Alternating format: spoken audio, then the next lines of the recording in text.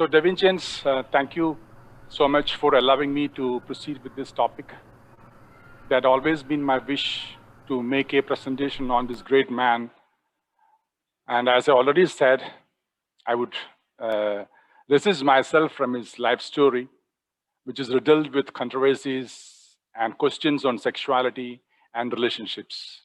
I will stick rather with the genius he was.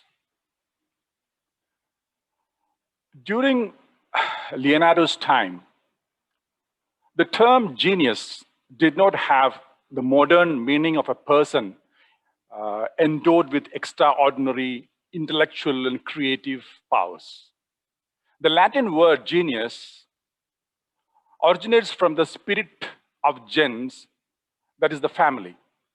So the guardian spirit first associated with individuals, and then also with the peoples and the families and the places, that spirit was the genius. So the superior achievement of the artists and scientists were attributed to their genius or the attendant spirits.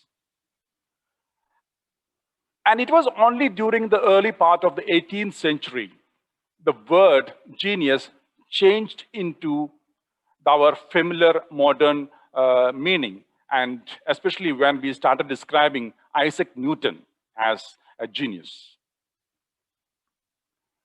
Regardless of the term used, the fact that certain individuals possess exceptional and inexplicable creative powers beyond the reach of ordinary mortals has been recognized throughout our ages. It has been associated with a divine inspiration. We all, then the people thought of this and talked about as a divine inspiration. Especially during the Italian Renaissance, they were given the term, the epithet, divino. Leonardo da Vinci, his young contemporaries like Raphael and Michelangelo were all acclaimed to be divino. However, psychologists have been able to identify a set of mental attributes that, in addition to the exceptional talent in a particular field, seem to be distinctive signs of a genius, like the relentless curiosity and intellectual fearlessness, intense concentration and attention to detail, a holistic memory, empirical methods, systemic thinking, and inspiration of our time. Let me go into the details of these points. The relentless curiosity and intellectual fearlessness. Throughout Leonardo's life, this boundless curiosity was his main driving force, and wherever he looked, there were new discoveries to be made, and for 40 years, he explored the entire range of natural phenomena known in his time. For example, the marine fossils found in the Apennine Mountains near him. It was believed then, it was remained as an enigma, why you get fossils on the top of the mountains, and especially the marine fossils. So it was believed that it was carried up by the biblical floods. And true to his nature, Leonardo da Vinci scoffed at any belief in supernatural forces and repeatedly referred to the nature as a source of creation, and held the belief that nature's creations could be understood rationally, while also acknowledging the limitations of the human mind. The intense concentration and attention to details. Newton once said, "I keep a subject constantly in front of me and wait until the first dawn and opening of little by little in the full light of the secret behind it." Leonardo da Vinci worked in the same way. He let weeks pass between successive layers of paint on an oil panel and would rework and refine his panel for years probably, and reflecting on every detail of his conception, engaging with himself. And he used to have a discourse within himself, and he used to call it as discursio mentale. And his holistic memory. When I say holistic memory, it means the ability to memorize large amounts of information in the form of a coherent whole or a single gesture. The best example probably I can tell you is Wolfgang Goethe. Goethe used to recite his novels word by word before putting it into paper. And Mozart, Amadeus Mozart, used to write out a note, perfect score of his notes, a chloral composition, just by listening to it. Leonardo, in the same way, would follow people with striking facial features for hours and memorize those features and reproduce in his panels. And this is best exemplified in his wonderful fresco of the Last Supper, where he actually went into the market to see the people, and he actually captured the emotions and the facial features of those people in the market and before putting it into his fresco. And he had an empirical method. That is, this can be appreciated when in the historical context of his time, that in the mid-15th century, young Leonardo received his training as a painter, sculptor, and engineer in Florence, where science as a systemic empirical method of gaining knowledge did not exist at all. And scientific experiments were seen then as subversive and antagonistic to the then prevailing Aristotelian thinking, and of course, again, the church, the ecclesiastical thinking, it was against it. So even you know what happened to Galileo 100 years after that. Even Galileo, after 100 years, had the problems with this. So you can imagine what the situation was with Leonardo da Vinci. So Leonardo da Vinci single-handedly developed a new empirical approach to science involving the systemic observations of nature, logical reasoning, and some mathematical formation. He used to observe things and induce an idea, deduce them by testing, and evaluate and re-observe and try to see that whether it is true or not. And he was not at all hesitant to rework on his ideas. That is a class of a genius. And this is exactly what the scientific method of today. He had a kind of a systemic thinking. That is, nature as a whole was alive for Leonardo da Vinci. He saw the patterns and processes in the microcosm. Microcosm, when I mean microcosm, according to him, it is the human body. And the macrocosm is the nature.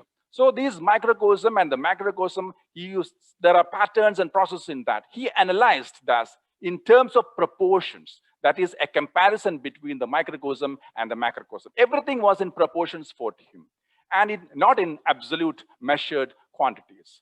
The mountains, rivers, plants, and the human body, all in a ceaseless movement and transformation. And he was an inspiration of our time. As a scientist, artist, and designer, when we look at the state of world today, it is clear that the major problems of our time, the energy, the environment, the climate change, the food security, the financial security, health, it cannot be understood as in isolation. They are not just individual things. They are systemic problems, and which means that they are all interconnected and interdependent. And they require systemic thinking to be solved. This is exactly what was the Leonardo da Vinci's method, and that is where the importance of this great man who held great respect to nature. You know, Leonardo da Vinci was born in April 15, 1452, and died at the age of 67 on May 2nd, 1519. Just like any modern scientist of today, Leonardo da Vinci used systematic observations, logical reasoning, and experimentation to find answers that would satisfy his immense curiosity. For more than 40 years, Leonardo gathered his observations and ideas in his now famous notebooks. And I had the pleasure of going through his entire notebooks. And that is why actually I thought of presenting these topics. This is what I am going to tell you is actually my experience with his notebooks. You know, Leonardo da Vinci's notebooks are the living record of a universal mind. They encompass all the interests and experiments of this self-taught polymath, from mathematics to flying machines.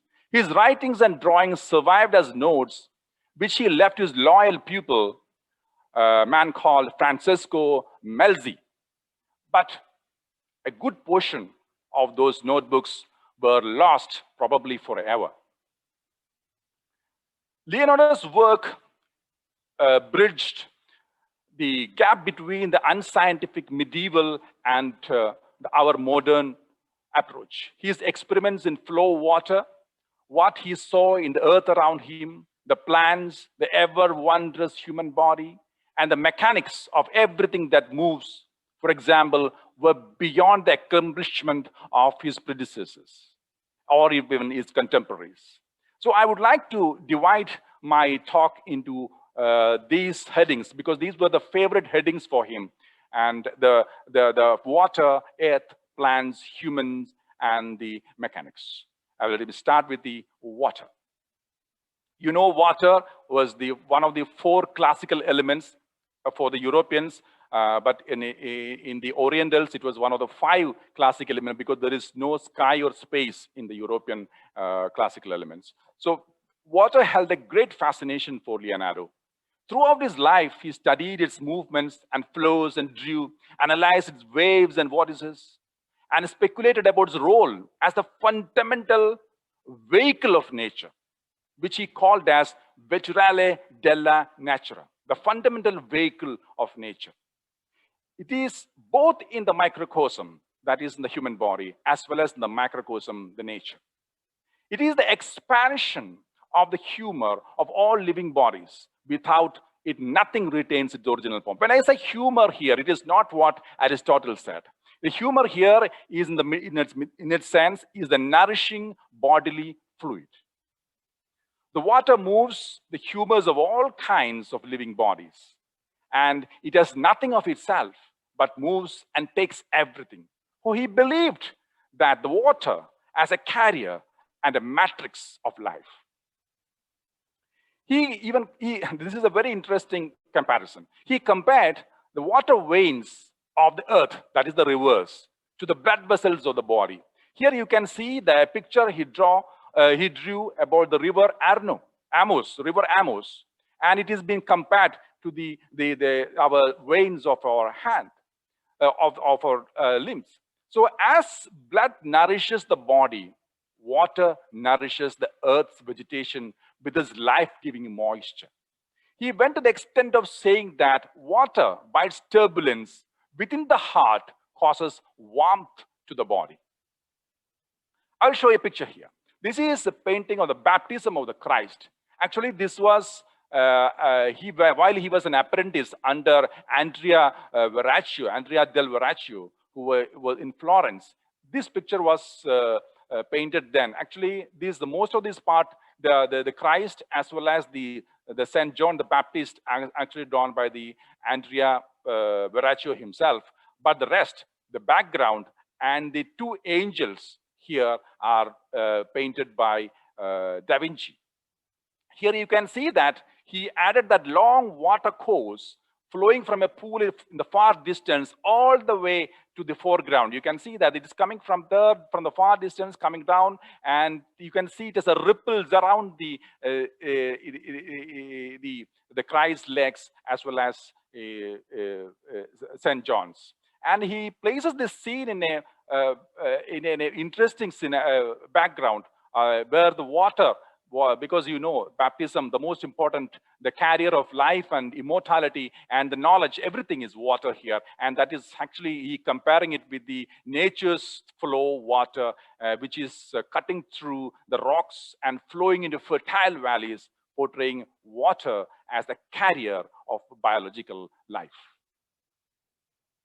The same is seen with this painting, where the Virgin of the Rocks. This painting in the Leonardo depicts a prophetic meeting of the infant Christ with the infant Saint John. And this actually happened, this long before the baptism. Actually, this happened This is according to a 14th century legend. This meeting happened during their work, while they were living in the wilderness of Egypt after their flight to Egypt, escaping the Herod's massacre.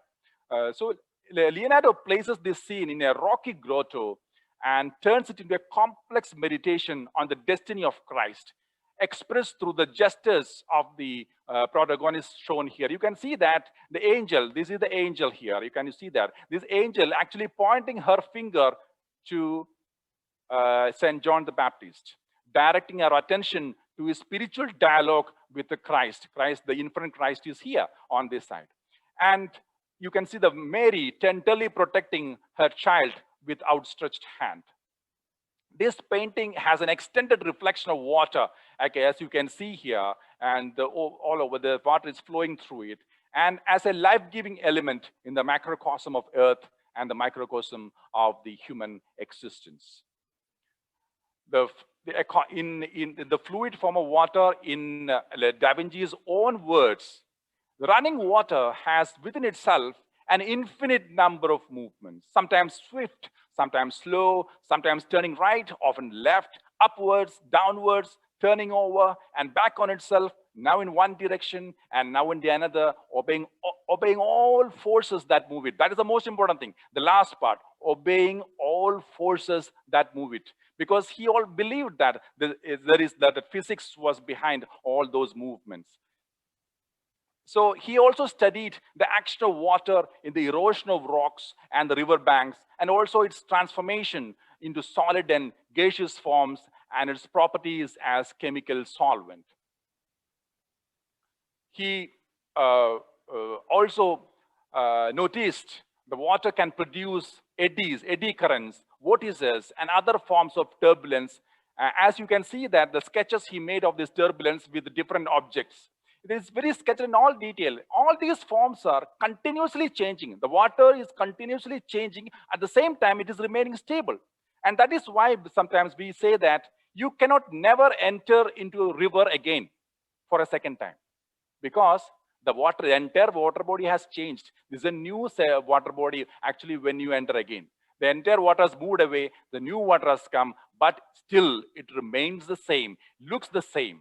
And that, according to him, is the coexistence of stability and change, which is the characteristic of all living systems. And if you consider this as an allegory, the metabolism in a living being is a whirlpool. Because in the metabolism, everything is changing. But at the same time, as a living organism, it remains the same. When you look at it, there is no change. So he even also looked at the blood flow through the human body in comparison like this. He also noticed the turbulence of blood flow in it. Then water as a power, as a principal force shaping the Earth's surface and as a major source of power, he looked at it. Remember, that was the time of water wheels. And in Italy, he also was famous as a leading military and hydraulic engineer, and he devised a lot of water wheels and using waters as an energy source. You know, this is very interesting. He even planned a waterway between Florence and Pisa using water from River Arno, which though helped in the irrigation fields, at the same time also helped to provide energy for numerous mills on the way, which produced silk and paper, and even used to drive the potter's wheels, sow wood, forged iron, and sharpened metals. All these jobs could be possible with that flow of water from that using that canal flow from Florence to Pisa using this river Arno. And you know, Leonardo worked to prevent even the inundation of the Alpine canals, which often proved to be catastrophic because when the snow melts in the mountain Alps, they cause the inundation. So he applied methods to stop this inundation and floods. And he had even this picture, what you see here is a special machine he used to dig canals. Actually, this is a forerunner of the present day JCBs. His design of with which he dug the canals from the river.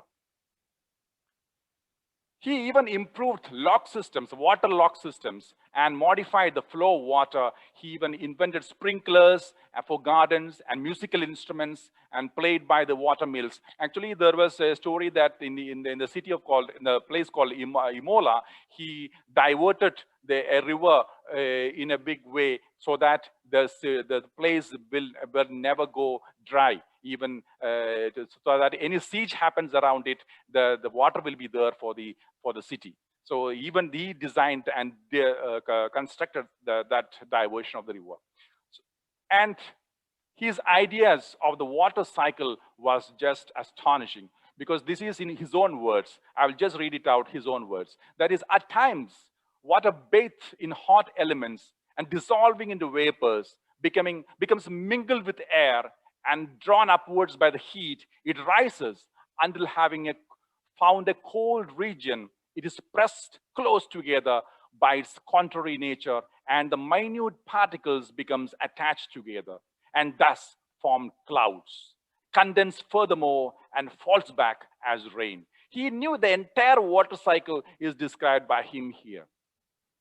And in his notes, he tries to explain water reaching the top of the mountains, as in the case of in case of head of the humans, as well as the top of the plants, how the water reaches the top of the mountains. He probably explained it as a siphoning mechanism and distillation mechanisms. And there was a constant attempts of explanation and rejection of ideas as he went on with the fun subject. And this, and in his notes, there are one idea he saw in the one, but later he completely rejects that idea and comes up with a new idea on the same thing. So these are all shows the mind of a rational thinker and highly scientific thinking in that period. And through this, he actually explains the blood circulation in the human body and the transport of vital sap through the vascular tissues of the plants. Regarding water flows, in all cases of motion, this is his own words, in all cases of motion, there is a great conformity between water and air. The movement of water within water and air within air, despite the fact that air is indefinitely compressible and water not. He explains it. He also experimented with flow of blood, wine, oil, grains of sands, and seeds, and even used visible flow of granular materials as models of liquids and air, and studied the flow in its best way. That is how he started drawing each of these flows were happening. It was, you should remember that it was only in the 19th century an attempt to explain the turbulence of water was made, and especially with the using the parameter called the Reynolds number, which is proportional to the fluid velocity and viscosity and the dimension of the physical object containing the fluid. And these were all, even though he didn't use the words, he explains in the exact fashion in almost 400 years before we knew anything about the Reynolds number. And Leonardo da Vinci observed these water flows in rivers, lakes, waterfalls, pipes, nozzles, and orifices, and thoroughly analyzed each, and even conducted flow experiments in controlled lab settings. And control of flow and gravity, which of course determines the velocity and the fluid's internal friction, which we now call as viscosity. But according to him, it was internal friction. And he also added the effect of temperature to it. And each drawing can be considered a comprehensive representation of hydraulic phenomena, because they furnish insight into physics and stimulate future developments. He also correctly explains how eddies are formed, and at one point he even explained 4 types of movements produced by the falling water into a water body. The violence of water pouring from the different nozzles is compared with the means of suspended scales whose plates are stuck by the jets. He even has noted down the calculations of water flow volume and speed, and compared flows in deep rivers and shallow rivers, and compared with the wide rivers and narrow rivers. All he made comparison how the water is flowing. And since these plates are represented in balance, Leonardo seemed to have realized that water's weight on the bottom doesn't change from point to point.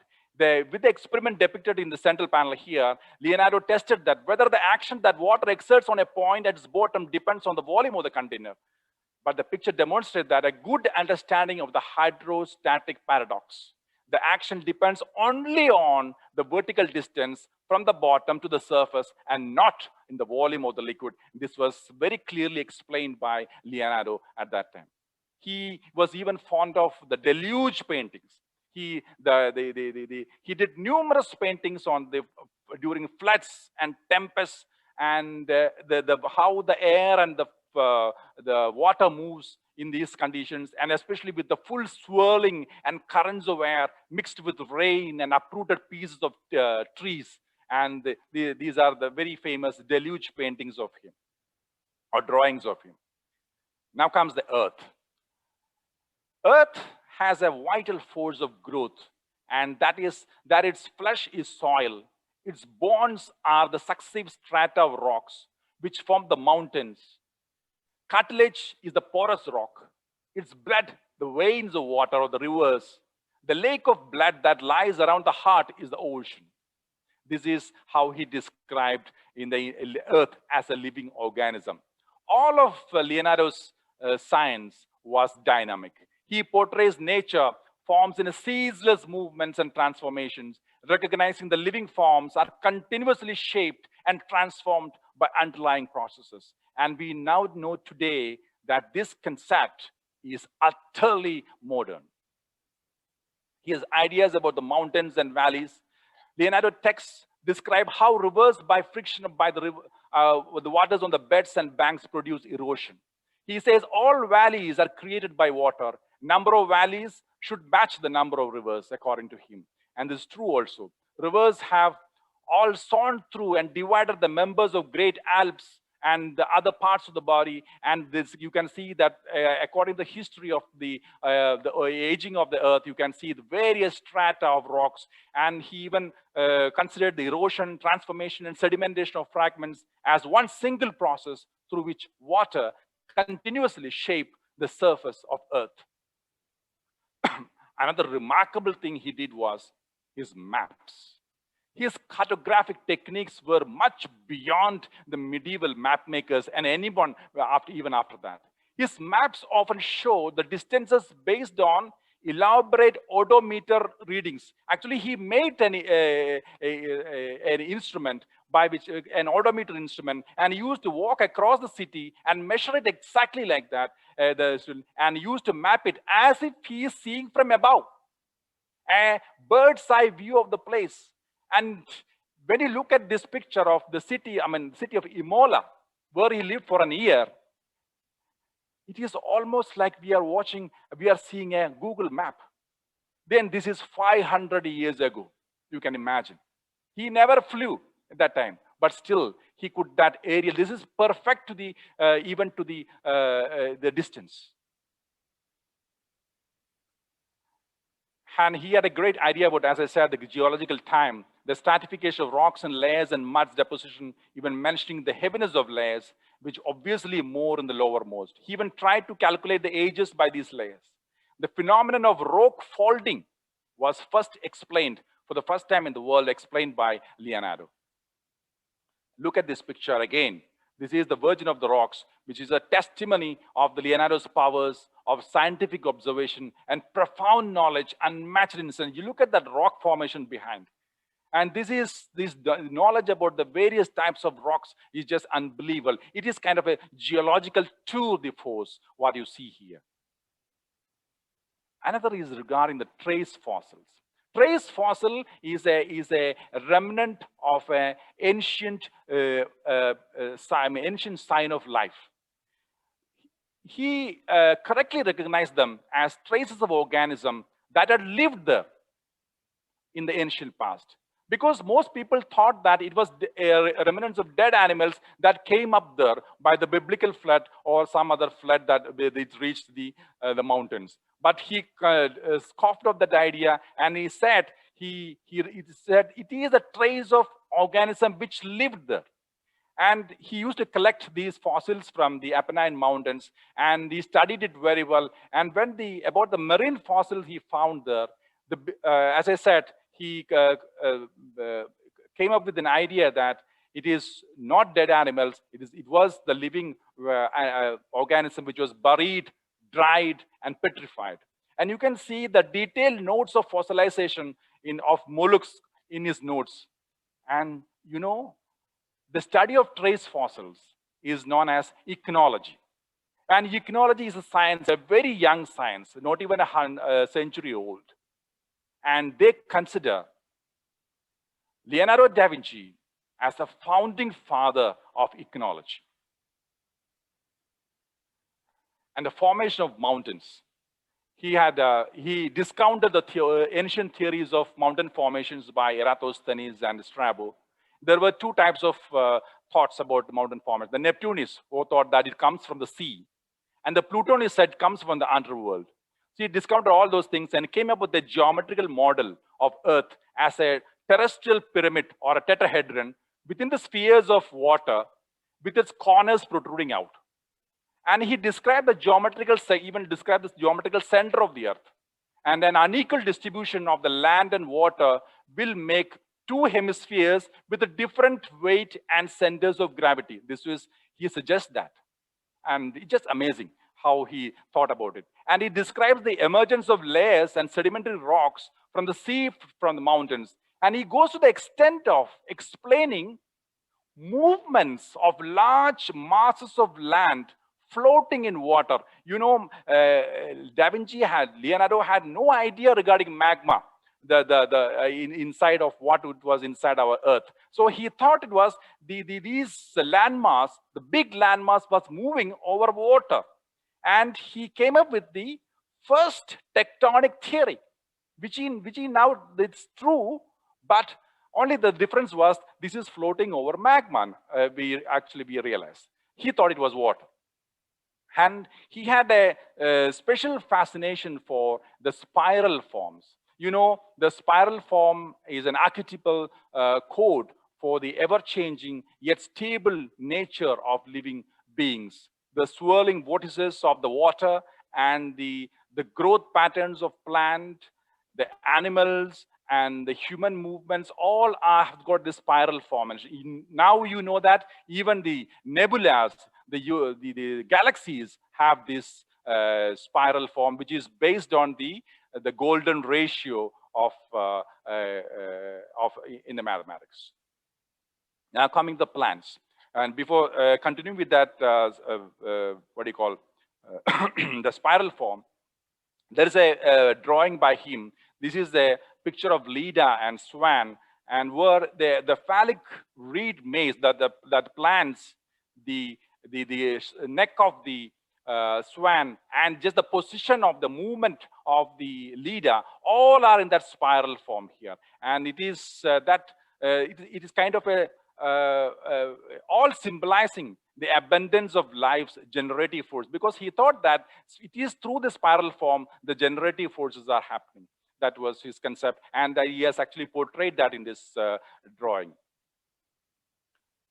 And he has amazing skills and knowledge about the plants around him. And I'm taking that Virgin of Rocks painting again, taking 3 pieces from it just to show you. And this, the first picture, you can see the Virgin. This is a Virgin's left shoulder. You can see a plant here. This is Aquilegia vulgaris, the flowers resemble eagle's talon. And in antiquity, this flower was known as lion's herb. It was called a lion's herb. And the common name for it was the columbine, or the cluster of doves. So there are 3 things here: the eagle, lion, and the dove. And you know that the evangelists, John and Mark, are the lion and the eagle. And dove means the Holy Spirit. So that is why he put this plant here, exactly like that, Aquilegia vulgaris. And now coming to this second one. Here, the virgin's below the virgin's left hand, the cluster of lady. This plant is the lady's bedstraw, otherwise known as Gallium verum, which according to legend was used as a dried straw by Joseph when he made bed for Mary during their flight to Egypt. So that is why he put that plant there. And looking at the primus, I mean, this infant Christ, there are various plants here. And the plant Raphis, which represent immortality, the anemone, which represents, which is the one which blossomed when the blood fell from Christ's wounds, and Acanthus mollis, which represents resurrection, and the Primula vulgaris, which is an emblem of virtue. And these are the plants around him. So each plant in his painting had a meaning. So that shows his knowledge about the plants. He even drew a complete set of botanical drawings. He titled it as Botany for Painters, and a series of paintings by Leonardo here. And every plant he is drawn in with utmost detail. He even recorded various growths and ramification patterns of the plants, and between the an arrangement of the branches and the leaves, and which modern botany calls it as phyllotaxis. You know, he correctly distinguished the vascular channels of phloem and xylem. He astutely noted the movement of sap when the tree was injured. His details of phyllotaxis was just unbelievable. Leonardo, there's something called Leonardo's tree rule. Leonardo observed a particular relationship between the size of the tree's trunk and the size of its branches. Specifically, the combined cross-sectional areas of trees' daughter branches are equal to the cross-sectional area of the mother branches. This he noticed. And we didn't know why this is happening. Now we know, because this is an optimal thing which enables the trees to resist the wind-induced stress. He even noted that sun and moisture are the most important things for plant growth. And that is exactly the photosynthesis, which was first discovered by Jan Ingenos only by the end of 18th century, that is 400 years after that. He also observed tropism, the geotropism and the phototropism, and he explains it. And he tried grafting of plants and tried to explain it scientifically, how it happens. And another interesting thing was, he says, it is written like this, he said the vital sap of a branch is more on the lower side of the branch. And it is correct, because, you know, it is correctly proved that the auxins are the plant growth hormones, and their concentration is on the lower part. He called it as vital sap, that's all. And he even did a detailed study of plant seeds. Now coming to the humans. From the days of his apprenticeship in Florence, Leonardo had been familiar with the dissection of the muscles, which was practiced by many Renaissance painters. And he has first researched even the optic nerve. There's a research on optic nerve by him, the anatomy of the optic nerve.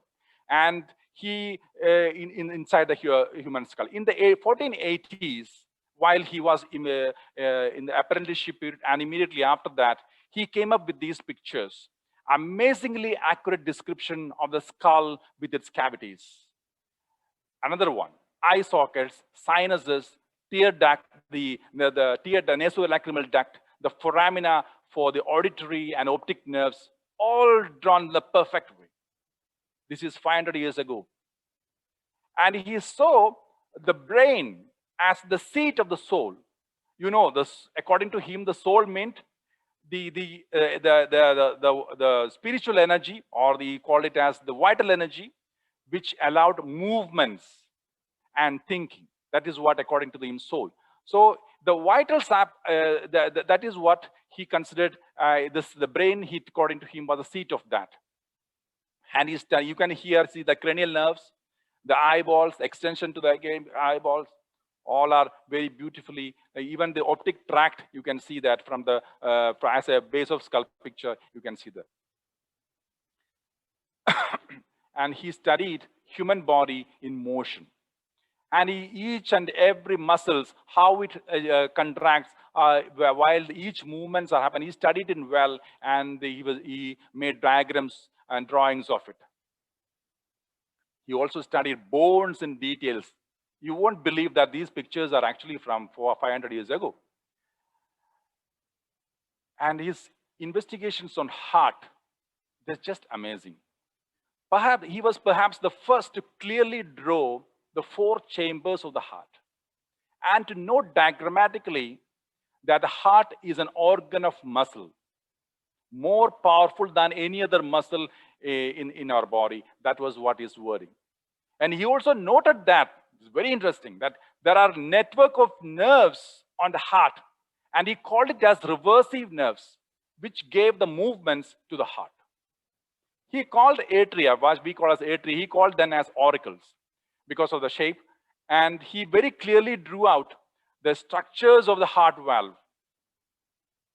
A beating of the heart, that generates a wave of blood through all vessels, which he called as a pulse. And heart shortening and lengthening was also described by him. This is despite the fact, that is the most important thing, despite the fact that he never cut open a living animal. Unlike William Harvey, 2 centuries later. It was William Harvey who first told us about the blood circulation. That was cutting out a living organism. But here he didn't cut open any living body. He describes it all. And this is the heart valves according to him. And just amazing diagrams. Here you can see the valves from below and above, closed and open. And this he explained 400 years ago. And when it was only after 400 years this was finally explained. And even there are pictures of, which I have not included here, the pictures of turbulence at the base of the aorta and near the aortic valve. His explanations and embryological studies and the studies on the umbilical cord are just amazing. Here, according to him, the child in the womb does not breathe. And if it does, he says, it will drown and is vivified by life and food of mother. Then comes the Vitruvian man in 1490s. This is the perfect proportion of humans as suggested by the Roman architect Vitruvius. And he put it into paper and saying that 4 fingers makes 1 palm. 1 palm makes 1 foot. 6 palms make 1 cubit, which is this much. And 4 cubits make a human height. So a cubit is 1/4 of a human height. Foot is 1/6 of it. Palm is 1/24 of it, and finger is 1/96 of a human height. He even noted down the proportions of roots of hair to chin is 1/10 of a human height. Crown of head to chin is 1/8 of a human height. Crown to breast is 1/6 of it. Maximum width of shoulder is 1/4 of it. And complete hand is 1/10 of human height. So this is, he described every proportion of human body. Now comes the machine. He saw both the machine and body as wonderful achievements of nature, where strict laws govern not only mechanical instruments, but also motions of animals. Soul, as I said earlier, according to Leonardo, was the vital force underlying the body's formations and motions. Such a purpose of soul, what led to his study of mechanics. He devised his diagrams on mechanical clocks with the spring and the driving force and fuses as a conical drum compensate for the lessening force of the spring. From these figures, we have made the clocks which is exhibited in the History of Science Museum in Florence. He was consulted about the strategies, especially by a man called Borgia of Cesare Borgia, who ruled Imola, who was a warrior as a very brave ruler, who was a son of Pope Alexander II. And for him, he made various kind of instruments for war. And he came up with ingenious designs of fortifications and grandiose plans to dam up or divert rivers to conquer enemy troops, and designed bombards, explosive materials, cannonballs, explosive cannonballs, catapults, giant crossbows, like that. At the same time, even though he made all these things, according to him, war, he called it as passia bestialisma. It means a beastly madness. He vehemently opposed war. But maybe for financial, as a financial source, he designed all these weapons. He made various types of screws, levers, hinges, springs, couplings, gears, pulleys, etc. And were all analyzed in detail. And he probably made the first systematic study of elementary mechanics. He had a lot to say about to describe the science of weights. Actually, we call it as statics today.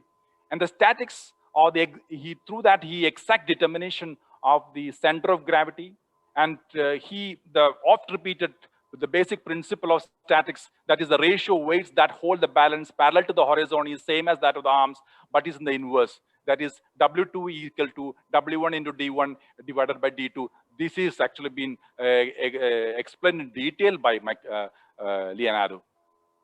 According to him, there were 4 powers of nature: motion, weight, force, and impact, or the percussion, he called it. And these forces were, he called it as potentia. And with these 4 powers, according to him, were the responsible for the motion of everything. He even recognized the relativity of motion and also distinguished between the linear and curvilinear motions. And he identified 4 distinct spiral movements as convex, plane, concave, and columnar and helical. He speculated on centrifugal force while describing the tangential fly-off during circular motion. He first came up with this idea of centrifugal force. And his ideas on conservation of the vital force, he even wrote down on that, conservation of vital force. And this vital force is actually what we call as energy.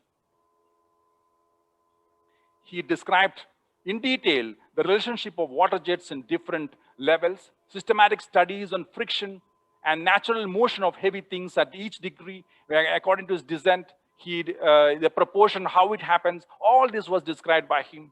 And he even studied the ballistic trajectories in detail, and the linearity of the relation of the velocity, as in the modern sense he studied. And if a power moves a body, this is his own words.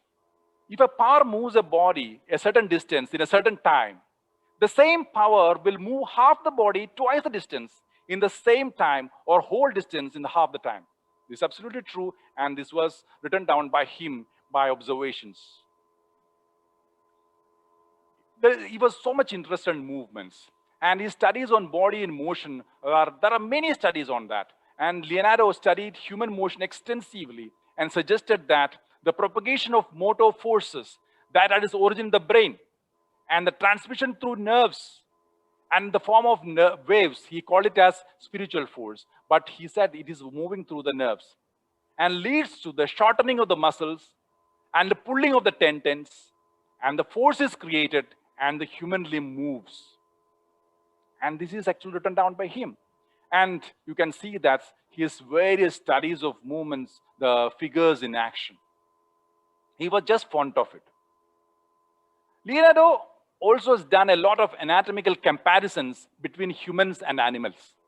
And he even grouped them. Depending on the type of observations he made, he grouped them together. And this is called archetype theory. And this archetype theory, according to Charles Darwin, he admits this, that this is the forerunner of theory of evolution. This is already admitted by Charles Darwin. He used to observe the flights of birds, and he noted that air has an ability to compress and rarefy. Another thing he noted is that for every physical force, there is an equal and opposite force, which is now you know that the third law of Newton, which came after 200 years. And he explained the aerodynamic lift by the compression of air under a bird's wings during the downward stroke and the resultant rebound of the bird's body. Here he perhaps he very beautifully describes that aerodynamic effect. And aerodynamics, according to him, he was the first to recognize it and clearly formulate the principle of relativity of motion, according to which body moving through stationary air is equivalent to air flowing over stationary body. Today, you know, this is known as the principle of wind tunnel, which is the basis of the experimental tool of modern day aerodynamics. He explains in detail the aerodynamics of three types of flight: the ascending, hovering, and descending. He very clearly describes that the air surrounding the above the bird, it is thinner, and the thicker it is below. He didn't know any idea of the pressure, but still he describes like this. With no concept of pressure, in that era, which was defined only by the 17th century, and this, what is said, is almost as good as the Bernoulli's theorem, which causes the basis of aerodynamics, another basis of the aerodynamics. And throughout his manuscripts, he shows supreme confidence, this is very important, supreme confidence in the feasibility of the human flight. He believed that human will fly one day. And his descriptions are very close to modern hang gliders. Here you can see his experiments with the flying machines, which started in the 1490s. He systematically set out to test the flapping of wings in order to make a man fly. Here the wings flap downward, backward, and inward, mimicking the actual wing motion of the birds, achieved by a complex system of joints, pulleys, and springs. And a working model he devised is actually now in the Florence Museum, and he was actually creating a biomimicry of birds' flight. This probably, he had an inspiration, probably had in the day of he was born. There is a story which says that while he was in the cradle, a big bird, a kite, coming near his cradle and looking at him. There's a story like that. So for some reason or other, he was so fascinated by the flight of birds. And then the flying ship. This is an upright craft with 4 flapping wings. Another was the aerial screw. This is not the aerial screw. This is a forerunner of the helicopters today. Because this is the compression of the air produced by the rapidity of the helical surfaces rotating like that. It produced the lift of this object. And this is the aerial screw, which is actually the mechanism of the helicopters of today. And he even devised a flying contraption like this. I don't know whether it actually made the flight or not. Now comes the last part of it, the mystery of life. The grand unifying theme of Leonardo's explorations of the macro and the microcosms was his persistent quest to understand the nature of life. All through his observations and experiments, he identified several of life's key biological characteristics. Water as the vital sap, then about the air as well. Then when the air is not in the right proportion to accommodate a flame, where no flame can live, nor any terrestrial animal can live, or any airborne animal can live. Where the flame does not live, no breathing animal can live. This is written down by him. Life-giving vapors arise from the blood, mixes with air, which we now know as oxygenated blood. According to him, heart is the pump and the lungs the oven. And he also described the body needs continuous nourishment from digestion, which is immediately taken to the liver and then to other parts. His painting, Leda and Swan, this is the only nude painting he did. Unfortunately, this painting is lost, perhaps forever. This is actually a replica of it. In this painting, you can see the wife of King Sparta, Leda, in his all beauty, is in embrace with a swan. Actually, the swan is the king of gods, Zeus, who came to meet and mate with her in the form of a swan. And in that sexual embrace, it resulted in two twins. You can see here below, and one of them are the Castor and Pollux. And the standing nude figure of Leda with exquisitely done body, and the landscape, by far the best by him of all his paintings, with the plant life rendered with great diligence. You can see the neck of the swan is phallic. And the fertility of the nature around it contributes that the phallic symbolism. It is a celebration of women's procreative power. And in Mona Lisa, of Lisa del Giocondo, which was never delivered to the husband of the lady. And in this background, you can see that is actually the birth of living earth from the waters of primeval oceans. And the details of landscape being echoed in garments. You can see that they being echoed in the garments. And the spiral folds of veil, you can see here, very beautifully done, across her breast as well. And the delicate cascades of her hair, luminous highlights on the drapery and the landscape, all are symbolic reminders of the similarities between living earth and the living human body. And perhaps her mysterious smile is a subtle allusion to the mysterious secret of life in her womb. Yes, she was pregnant. He knew that ultimately the nature and the origin of life would remain a mystery, no matter how brilliant his scientific method. Mona Lisa is Leonardo's deepest meditation on the mystery of origin of life. Life's procreative power, both in the female body and the body of living earth. And essential to this power is the fundamental role of water as the life-giving element. And this picture of the Saint Anne, this mystery of life is further elaborated by 3 generations of Immaculate Conception, the Saint Anne, the Saint Mary, and the infant Christ. And his science was not to dominate nature, but the knowledge to love it more.